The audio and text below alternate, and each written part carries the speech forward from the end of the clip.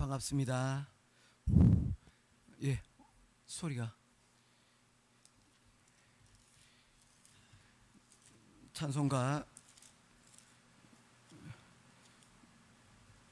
94장 찬송 드리겠습니다.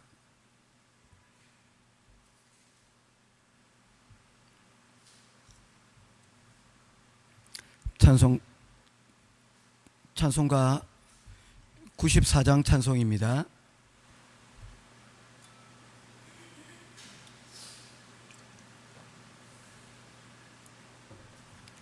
주 예수보다도 귀한 곳은 없네. 이 세상 부귀와 바꿀 수 없네. 영축은 내 대신 돌아가신 그 놀라운 사랑 잊지 못해. 세상 즐거움 다 버리고 세상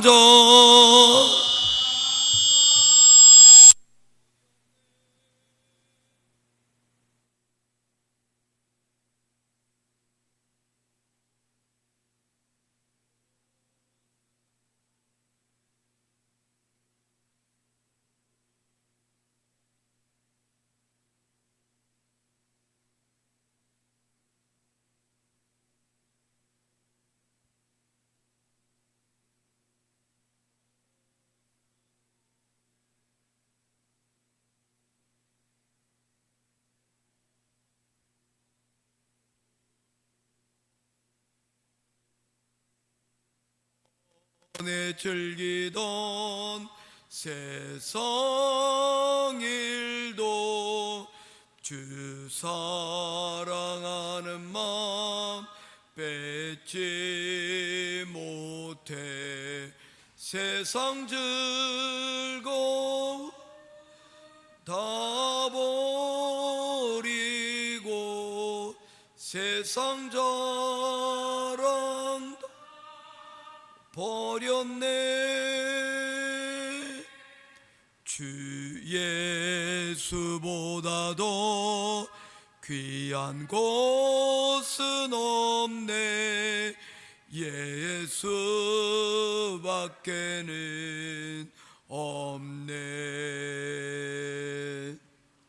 주 예수보다도 귀한 곳은 없네. 이 세상 행복과 바꿀 수 없네. 유혹과 핍박이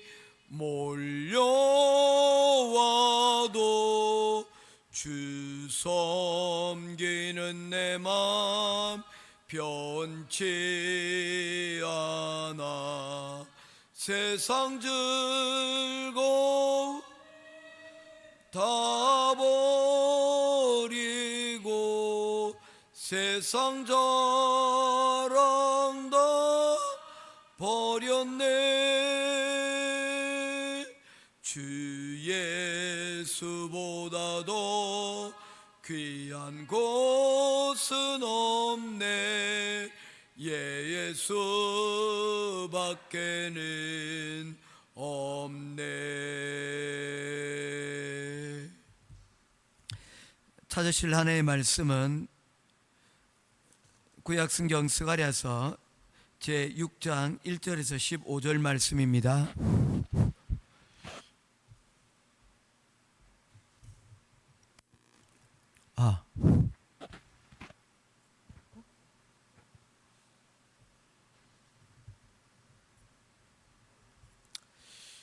스가랴서 6장 1절에서 15절입니다. 한 절씩 교독하며 보겠습니다. 내가 또 눈을 들어본 적 내 병거가 두 산 사이에서 나오는데 그 산은 구리산이더라. 첫째 병거는 붉은 말들이, 둘째 병거는 셋째 병거는 흰 말들이, 넷째 병거는 아롱지고 건장한 말들이 매였는지라. 내가 내게 말하는 천사에게 물어 이르되 내 주여 이것들이 무엇이나이까 하니 천사가 대답하여 이르되 이는 하늘의 내 사람인데 온 세상의 주 앞에 서 있다가 나가는 것이라 하더라. 검은 말은 북쪽 땅으로 나가고 흰 말은 그 뒤를 따르고 어룽진 말은 남쪽 땅으로 나가고 건장한 말은 나가서 땅에 두루 다니고자 하니 그가 이르되 너희는 여기서 나가서 땅에 두루 다니라 하매 곧 땅에 두루 다니니라.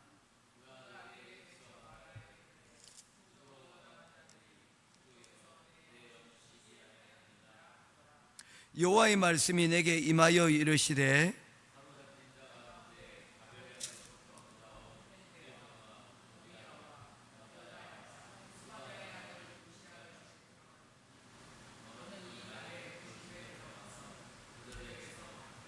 은과 금을 받아 멸루관을 만들어 여호사닥의 아들 대제사장 여호수아의 머리에 씌우고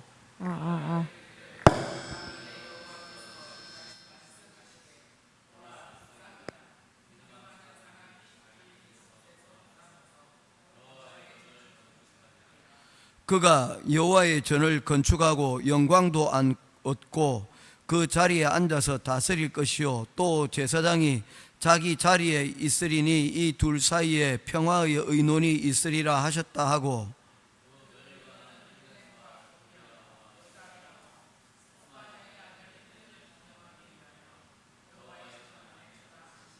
15절 같이 보겠습니다. 먼데 사람들이 와서 여호와의 전을 건축하라니 만군의 여호와께서 나를 너희에게 보내신 줄을 너희가 알리라. 너희가 만일 너희의 하나님 여호와의 말씀을 들을진대 이같이 되리라. 아멘. 스가랴서 6장 말씀입니다. 스가랴서에 우리가 이때까지 살펴본 바로는 몇 가지 특징이 있습니다.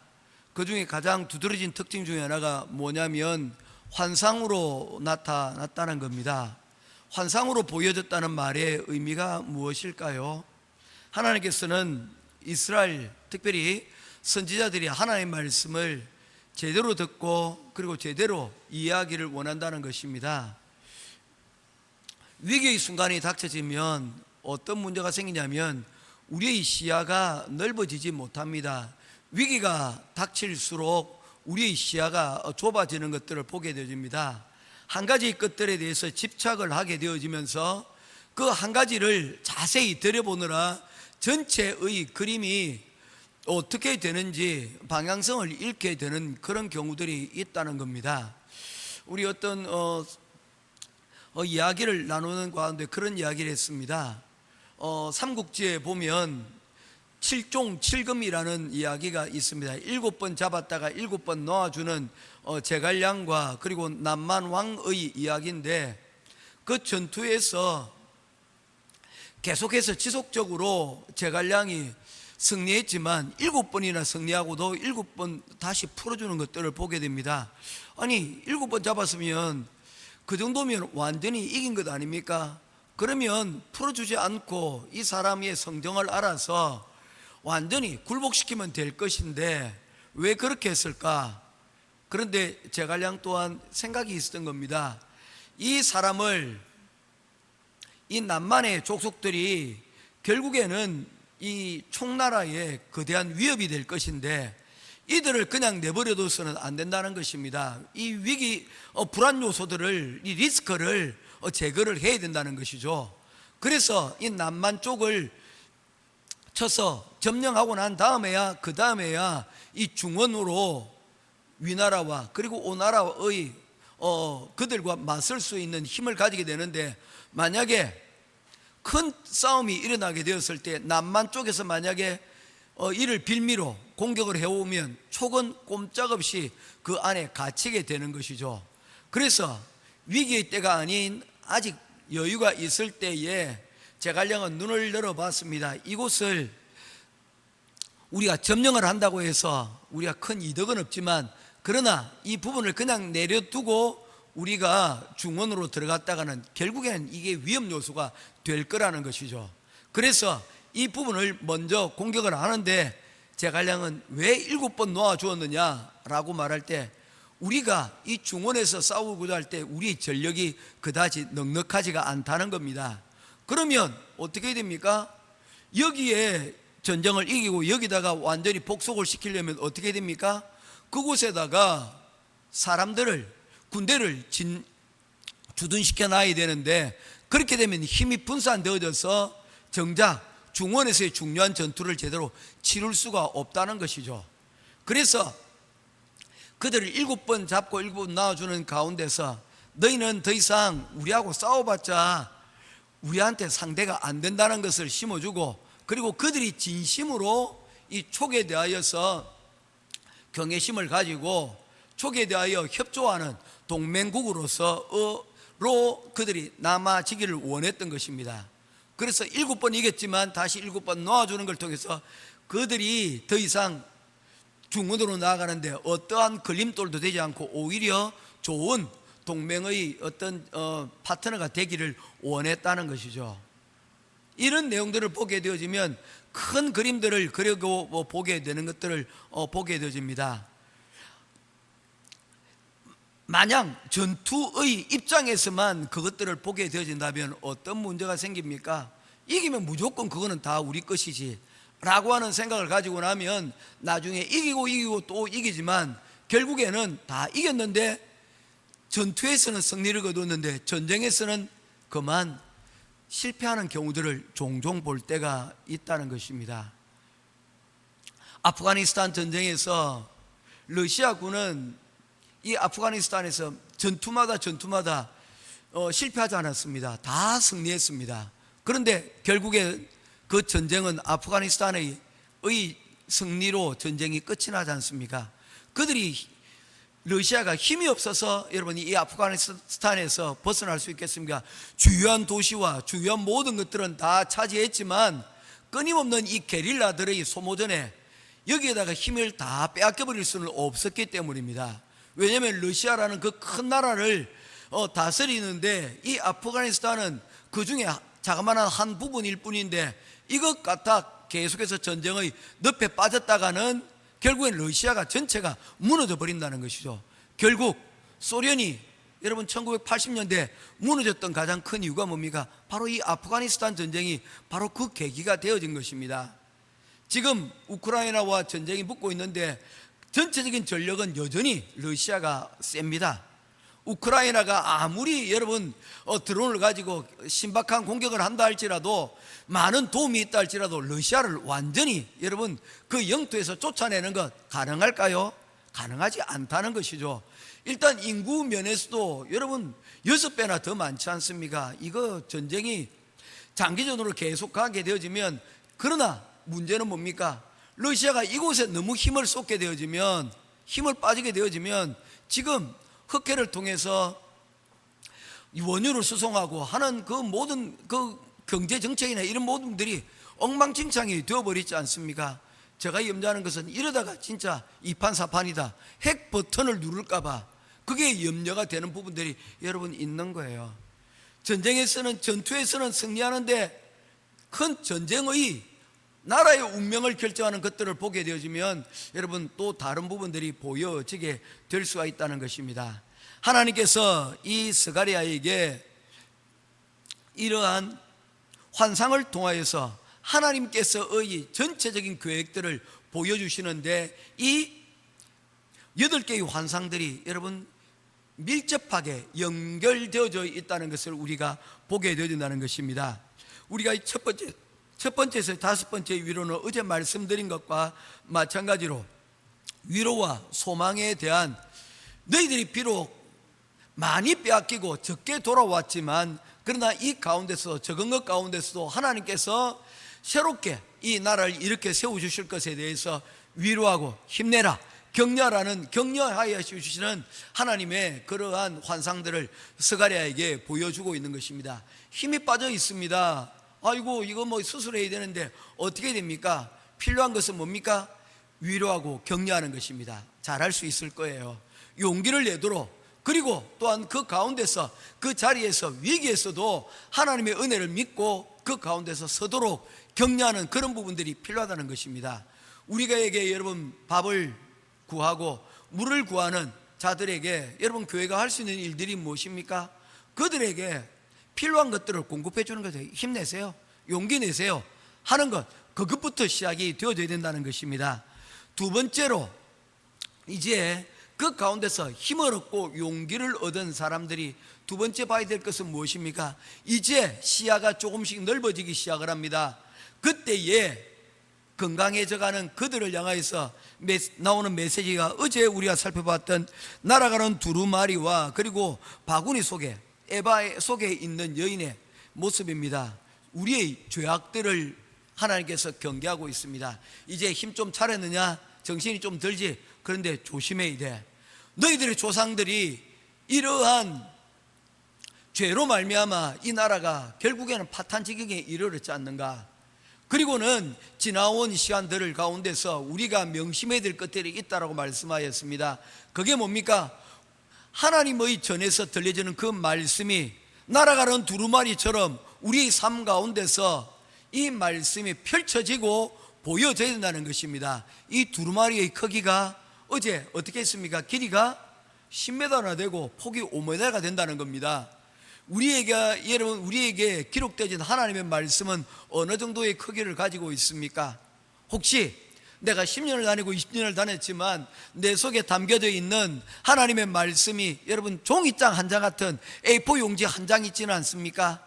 들려졌지만 여러분 내가 들어온 세월은 적지만 그래도 하나님의 말씀을 어떻게든지 묵상하고 그 말씀으로 인하여 깨달음으로 인하여 나의 두루마리가 여러분 혹시 확장되어지고 A3가 되고 A2가 되어지고 A1이 되어지는 큰 여러분 스케치북과 같은 전지를 넘어서서 이제 날아가는 두루마리와 같은 그런 위치에 놓여져 있지는 않습니까? 하나님께서 우리에게 말씀하고 있는 것입니다. 성전에서 드려졌던 바로 그 두루마리 5m짜리 10m짜리 그 두루마리처럼 너희들도 너희 삶 가운데 너희 집안 가운데 이렇게 펼쳐져 있는 말씀으로 너희 삶 가운데 들어가라고 말씀을 하고 있는 것입니다. 그렇게 되어질 때 그 말씀으로 인하여 여러분 놀라운 변화들이 나타나는데, 변화가 무엇입니까? 거짓말을 제하고 그리고 거짓 맹세, 이웃에 대한 욕심들을 우리가 버리게 되어진다는 것입니다. 우리의 죄가 머물러 있는 한 우리는 다시 건강을 여러분 회복된 자리에서 또 결국에는 또 과거에 회복이 필요한 자리 가운데로 나아갈 수밖에 없는 것이죠.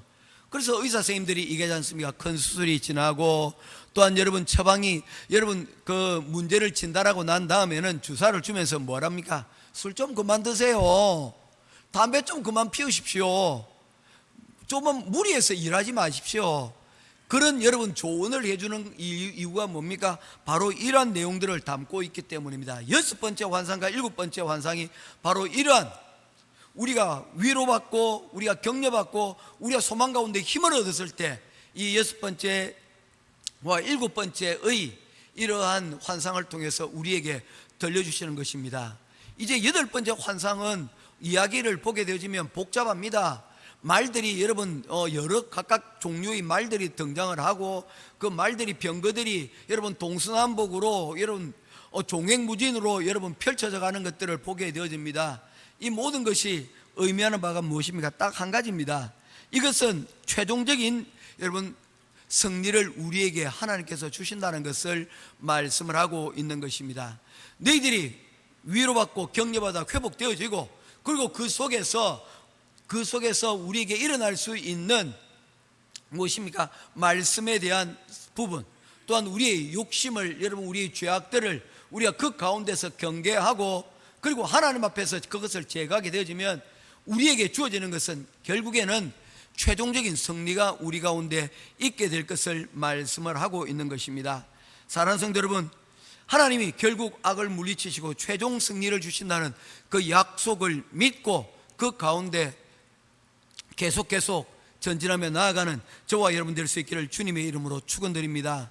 그렇게 되기 위해서는 필요한 것이 무엇입니까? 우리의 시야가 한 부분이 아닌 전체의 시야를 여러분 우리가 볼 수 있도록 해야 한다는 것입니다. 어떤 부분들은 여러분 교회에서 계속된 위로와 격려만 받기를 원하시는 분이 있어요. 또 어떤 분들은요, 이 죄악의 제거하기 위해서 연약한 부분들을 여러분 대하여서 여러분 때리기를 원하시는 분들이 있습니다. 그러나 교회는 어떤 부분들은요, 위로하고 격려해야 될 부분들이 있고, 어떤 부분은 죄악의 이 부분에 대하여서 우리가 경계해야 될 부분들도 같이 있는 것입니다. 이 두 가지 것을 그 어느 것 하나 여러분 포기할 수가 없다는 것입니다. 그래서 어제 얘기할 때 편식하지 말라고 했지 않습니까? 편식하지 않고 이를 통해서 건강해지면 우리는 오늘 6장에 말한 것과 같이 최종 승리에 이르게 될 것이라는 것입니다. 이것을 믿고 나아가는 저와 여러분 되기를 바랍니다. 오늘 그래서 간단하게 몇 가지만 말씀을 보려고 합니다. 오늘 6장 1절에서 5절 말씀에 보게 되면 등장하고 있는 것이 청동산이 등장하라고요. 그리고 그곳에서 하나님께서 안식하시는 모습들을 보게 됩니다. 4개의 병거들이 여러분 동서남북으로 지나가시면서 그곳 가운데서 악한 세력들을 멸하시고 있는 모습들을 보게 되어집니다. 7절 8절 말씀입니다. 제가 먼저 7절 보겠습니다. 건강한 말은 나가서 땅에 두루 다니고자 하니 그가 이르되 너희는 여기서 나가서 땅에 두루 다니리라 하고 곧 땅에 두루 다니더라. 8절입니다.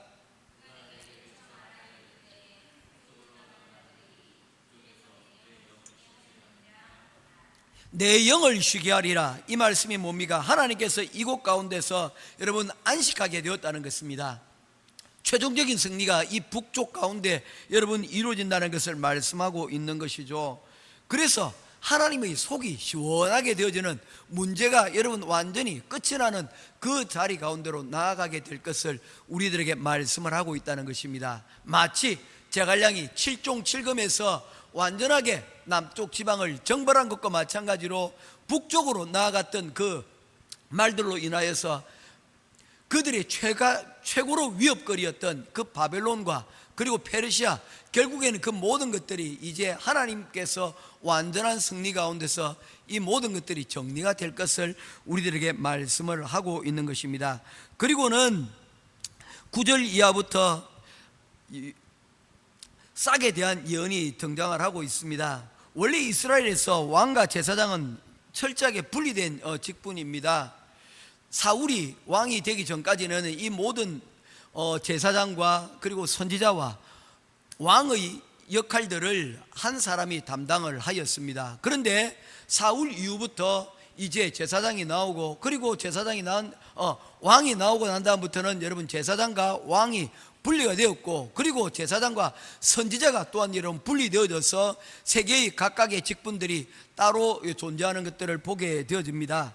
그런데 이제 이 모든 것들이 하나로 여러분 연결되어지는 것들을 보게 되어집니다. 9절입니다. 여호와의 말씀이 내게 임하여 이르시되 사로잡힌 가 가운데서 바벨론으로부터 돌아온 헬데와 도비아와 아디아가 스바냐의 아들 요시아의 집에 들어갔더니 너는 이날에 그 집에 들어가서 그들에게서 받되 11절 은과 금을 받아 면류관을 만들어 여호사닥의 아들 대제사장 여호수아의 머리에 씌우고, 이 여호수아가 가리키고 있는 것이 무엇입니까? 예수님이에요.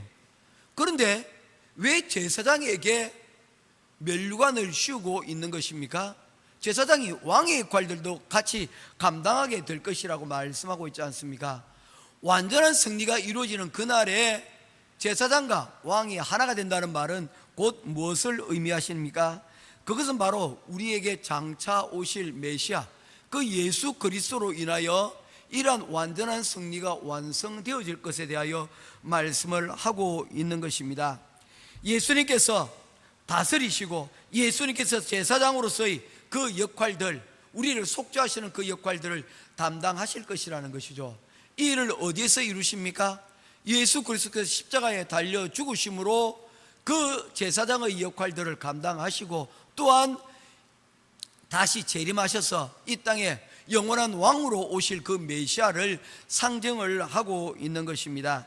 이 모든 일들이 바로 우리 완전한 승리 가운데서 이루어지게 될 것임을 말씀을 하고 있는 것입니다. 이제 말씀을 맺고자 합니다. 이러한 내용을 담고 있는 성경에 한 예화가 있습니다. 누가복음 15장 말씀에 보면 잃어버린 것들에 대한 비유가 등장을 합니다. 거기서 보면 점점 커지는 점천법에 표현이 아닌 점강급의 표현으로 이 내용들을 말씀하고 있습니다. 100마리 중에서 하나의 잃어버린 양의 이야기를 하고, 동전 10개를 잃어버렸는데 그 중에서 잃어버린 하나의 동전 이야기를 하고, 그리고 마지막의 이야기는 두 아들 가운데서 하나를 잃어버린 아버지 탕자의 비유가 등장을 합니다. 100개 가운데 하나, 10개 가운데서 하나, 이 2개 가운데서 하나죠. 무엇을 강조하고자 하시는 것입니까? 100개 가운데 하나도 포기할 수 없고 10개 가운데 하나도 포기할 수 없고 두 가운데 2개 중에 하나도 하나님께서 결단코 포기하지 않으신다. 하나님께서는 잃어버린 것들을 반드시 찾으신다는 그런 내용을 담고 있습니다. 그리고 그 내용 가운데서 말하고 있는 내용이 무엇입니까? 이 아들은 아버지를 버리고 여러분 세상으로 밖으로 나갔습니다. 그럼에도 불구하고 이 아들이 다시 돌아올 수 있도록 여러분 사랑하시고 용서하시는 하나님의 모습과 더불어서, 그리고 그 아들에 대하여 기다리시며 사랑하시는 것과 더불어서 탕자가 하나님을 떠나 세상 가운데 나갔을 때 그 가운데서 여러분 그의 하나님 부모의 품을 떠나서, 아버지의 품을 떠나서 하나님의 품을 떠나서 간 자들의 여러분 실패와 심판의 모습들을 우리들에게 같이 보여주지 않습니까? 이 내용이 바로 기독교의 핵심입니다. 하나님께서는 공의와 그리고 사랑을 두 가지를 동시에 말씀하시고 계시는 분이시라는 것입니다. 어떤 사람들은 그 중에 하나만 강조를 합니다. 무조건 교회는 사랑해, 무조건적으로 용서하고 무조건 사랑해야 된다고 얘기합니다. 또 어떤 분은 얘기합니다. 교회는 그러나 분명한 공의가 있어야 된다, 정의가 있어야 된다라고 얘기합니다. 이 두 가지를 여러분 교회는 마찬가지입니다. 위로와 격려 그리고 죄악을 얘기하는 그것과 마찬가지로 이 두 가지가 함께 조화가 이루어져야 된다는 것입니다. 하나님을 떠났을 때의 그 가운데서의 말씀의 부재로 인한 심판과 그리고 또한 돌아왔을 때 그것에 대하여 꾸짖지 아니하시고 맞아주시는 하나님의 사랑이 그 가운데서 조화를 이루고 있다는 것입니다. 이게 중요한 겁니다.